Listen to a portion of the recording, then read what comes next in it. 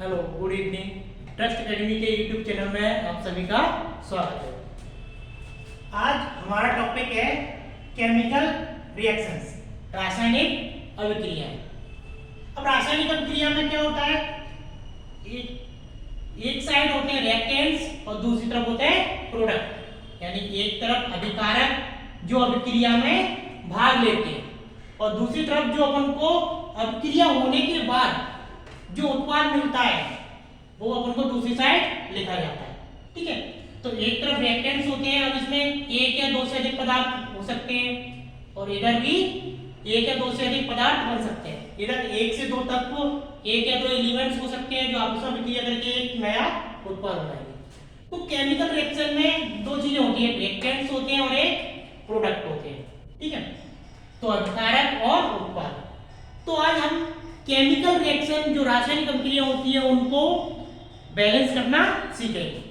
ठीक है, तो जैसे मैं एक छोटा सा एग्जांपल ले लेता हूं। जब हम मैग्नीशियम की क्रिया ऑक्सीजन से करवाएंगे तो क्या बनेगा, MgO बनेगा। ठीक है, मैग्नीशियम ऑक्साइड। ठीक है, मैग्नीशियम की क्रिया ऑक्सीजन से करा रहे हैं तो क्या बनेगा, मैग्नीशियम ऑक्साइड। अब हमें ये देखना है कि ये जो अभिक्रिया है वो संतुलित है या नहीं, जो केमिकल रिएक्शन है वो बैलेंस है या नहीं। तो कैसे पता लगेगी कि बैलेंस है कि नहीं, तो हम इनमें जो एलिमेंट्स हैं उनकी संख्या को काउंट करेंगे।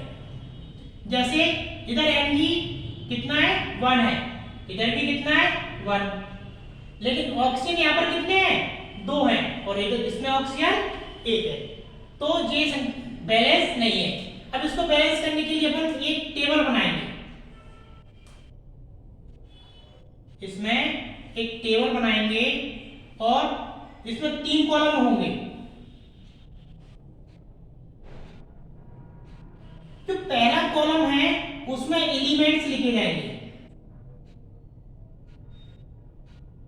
एलिमेंट्स यानी तत्व जो जिस अभिक्रिया में भाग ले रहे हैं उन तत्वों को अपन यहां पे लिखेंगे।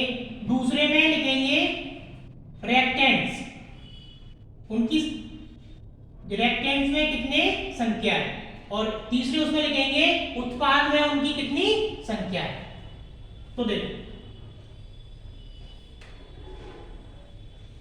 इसमें एक तो मैग्नीशियम भाग ले रहा है और एक ऑक्सीजन भाग ले रहा है, दो एलिमेंट्स भाग ले रहे हैं। अब यहां पे लिखेंगे रिएक्टेंट्स और यहां पे लिखेंगे प्रोडक्ट। ठीक है, यानी यहां पर अभिकारक और यहां पर उत्पाद। तो इसमें देखना है इधर मैग्नीशियम कितना था, 1, इधर ऑक्सीजन कितने थे, 2। अब उत्पाद में देखते हैं, इधर मैग्नीशियम कितना है, 1 और इधर ऑक्सीजन कितना है, 1। तो देखो जो अभिकारक में जो रिएक्टेंट्स में मैग्नीशियम 1 था वही प्रोडक्ट में, तो ये तो बैलेंस है।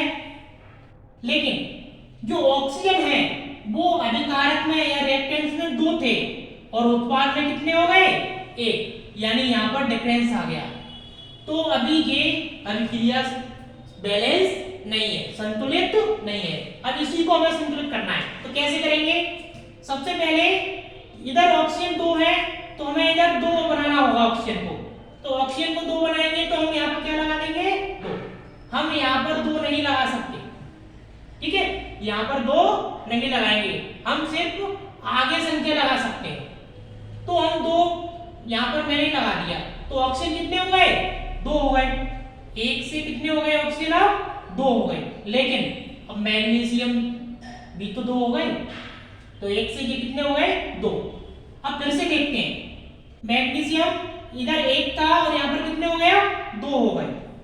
ऑक्सीजन यहाँ पर 2 थे, यहाँ पर कितने हो गए, 2 हो गए। लेकिन यहाँ पर एक मैग्नीशियम कम रह गया, तो अपन को इसे 2 बनाना है। तो 2 बनाने के लिए अपन क्या करेंगे, इसमें 2 का मल्टीप्लाई कर देंगे, तो ये भी अब कितने हो गए, 2 हो गए।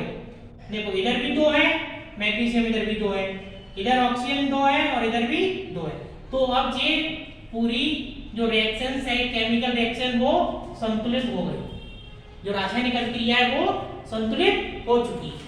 ठीक है, अब देखते हैं ऐसे ही एक एग्जांपल और ले लेते हैं। आया समझ में? चलिए एक एग्जांपल और ले लेता हूं मैं।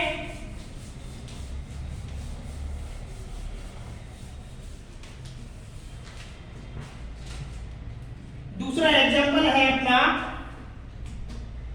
Zn plus H2SO4। इधर है ZnSO4 प्लस H2। मान लीजिए कि अपनी एक केमिकल रिएक्शन है, रासायनिक अभिक्रिया है। अब इसको देखना है कि बैलेंस है या नहीं। फिर से अपन एक टेबल बनाएंगे और इसमें देखेंगे पहले कौन कौन से एलिमेंट्स भाग ले रहे हैं। तो पहला एलिमेंट है Zn, दूसरा हाइड्रोजन, तीसरा सल्फर और जो चौथा है वो है ऑक्सीजन। तो ये चार एलिमेंट्स इस रिएक्शन में भाग ले रहे हैं।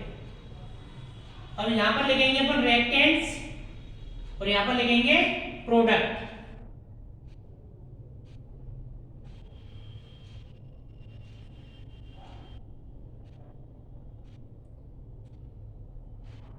अभिकारक और यहां पर उत्पाद।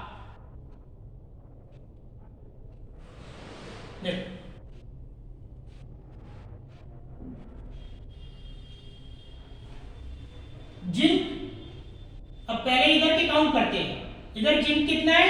1। इधर हाइड्रोजन कितने हैं? 2। और इधर सल्फर कितना है? 1। और इधर ऑक्सीजन कितने हैं? 4।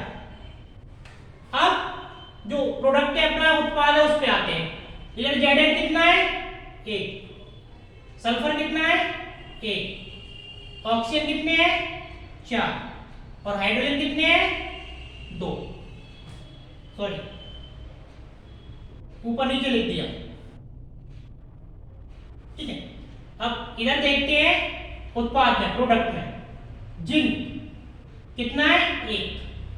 हाइड्रोजन, हाइड्रोजन कितने हैं यहाँ पर? 2। तीसरा है सल्फर, सल्फर कितने हैं यहाँ पर? 1। फिर है ऑक्सीजन, ऑक्सीजन कितने हैं यहाँ पर? 4। अब देखते हैं जो अभिकारक हैं उनकी संख्या उत्पाद के बराबर है या नहीं। जो रिएक्टेंट्स हैं वो प्रोडक्ट के बराबर उनकी संख्या है या नहीं। तो इधर बनता, इधर भी बने। हाइड्रोजन इधर 2 थे, इधर भी 2 है। सल्फर इधर बनता है, इधर भी बने। और ऑक्सीजन इधर 4 थे, इधर भी 4 है। यानी ये जो इक्वेशन है, केमिकल इक्वेशन, वो पहले से ही बैलेंस है। जो रासायनिक अभिक्रिया है वो पहले से ही संतुलित है। ठीक है, आगे समझ में? अगर ये संतुलित नहीं होती तो अपन इसे फिर से संतुलित करते। क्लियर है? चलो अब एक एग्जांपल और ले लेते हैं।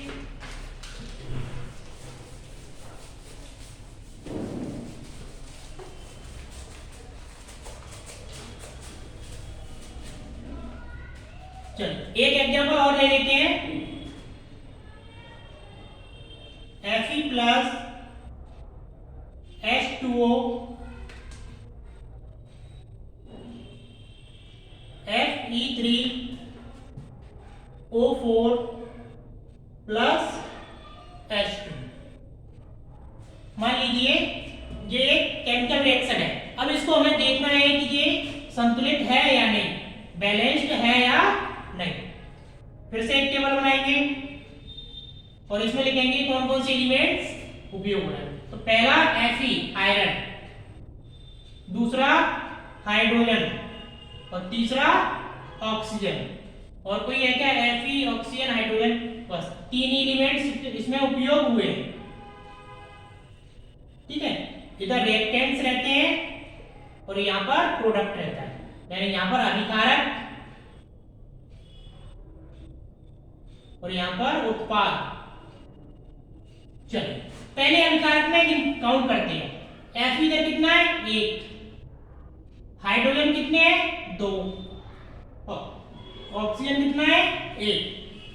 अब देखिए अब उत्पाद की तरफ जाते हैं, प्रोडक्ट की तरफ। Fe कितने हैं? 3। हाइड्रोजन कितने हैं? 2। और ऑक्सीजन कितने हैं? 4। यही है। चलो यहाँ पर Fe1 है और यहाँ पर 3 है, ये बैलेंस नहीं है। यहाँ पर 2 है, ये 2 है, ये बैलेंस है। और ऑक्सीजन यहाँ पर 1 है और यहाँ पर 4 है, ये भी बैलेंस नहीं है। यानी अपन को दो चीजों को बराबर करना है। हमें कितनी चीजों को बराबर करना है? दो। एक Fe और एक O। चलिए करके तो हम क्या क्या कर सकते हैं? देखो इधर 1 है तो इसको हमें 3 बनाना है, तो हम क्या 3 का मल्टीप्लाई यहाँ पे कर सकते हैं। तो ये 1 से कितना हो जाएगा? 3 हो जाएगा। अब ये भी इक्वल हो गया, ये भी इक्वल हो गया। अब इसको इक्वल करना है। यहाँ पर ऑक्सीजन 1 है और यहाँ पर 4 है, तो इधर ऑक्सीजन को हमें 4 बनाना है। कितना बनाना है? 4। चलो इसे 4 बनाते हैं। तो यहाँ पर ऑक्सीजन तो 4 हो गया, लेकिन जो हाइड्रोजन है 2 4 जा 8 हो गया। ऑक्सीजन यहाँ पर हो गया 4, लेकिन जो हाइड्रोजन है वो 2 से कितना हो गया? 8 हो गया। ठीक है।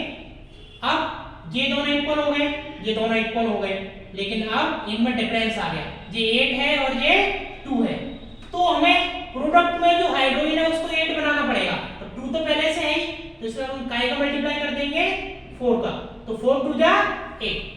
चलिए फिर से एक बार काउंट करते हैं। Fe कितने हैं यहाँ पर? 3 है इसमें। हाइड्रोजन कितने हैं यहाँ पर? 2 4 जा 8 है। ऑक्सीजन कितने हैं यहाँ पर? ऑक्सीजन है 4, तो 4 है। ठीक है। अब इधर पहुंचते हैं। Fe कितने हैं इधर? 3 वैलेंस। हाइड्रोजन कितने हैं? 2 4 जा 8, तो यहां पर कितने हो जाएंगे? ये 2 4 जा 8, तो ये भी वैलेंस। ऑक्सीजन कितने हैं? 4, तो यहां पर भी 4 है और यहां पर भी 4 है। अब ये इक्वेशन पूरी तरह से बैलेंस हो चुकी है, यानी ये अपनी बैलेंस इक्वेशन है, संतुलित रासायनिक अभिक्रिया है। ठीक है, आया समझ में?